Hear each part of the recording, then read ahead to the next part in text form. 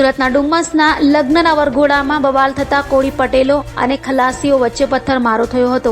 ડુમ્મસમાં મોડી રાત્રે નીકળેલા વરઘોડામાં ગીત વગાડવા બાબતે થયેલા ઝઘડા બાદ ભારે પથ્થરમારો થયો હતો. ડુમ્મસના ગરાસ ફળિયા અને નવા સાત ફળિયાના યુવકો સામસામે આવી જતા તંગદિલી સર્જાઈ હતી.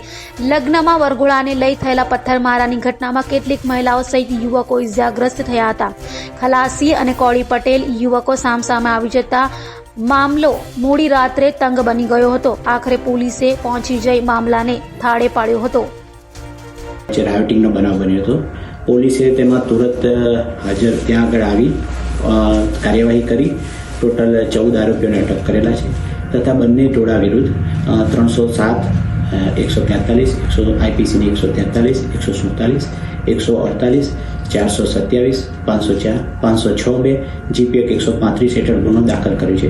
બાકીના આરોપીઓને પકડવા માટેની તજવીજ ચાલુ રાખી છે તથા ઓલરેડી બંદોબસ્ત પૂરતી સંખ્યામાં 100 પોલીસનો બંદોબસ્ત ઓલરેડી લગાવી દેવામાં આવ્યો છે. જી ટોટલ જે છે ઈજા 4 વ્યક્તિઓને થયેલી છે. પથ્થરના કારણે ઈજા થયેલી છે. વાહનમાં 8 એક બાઇકને પડી જવાથી નુકસાન થયેલું છે. એ સિવાય બીજું કોઈ જે મીડિયામાં છે દુકાનને કોઈ નુકસાન થયેલું નથી. પોલીસ ત્યાં આગળ હતી PCR 1 અને પાછળથી બીજો ફોર્સ આવી ગયો હતો.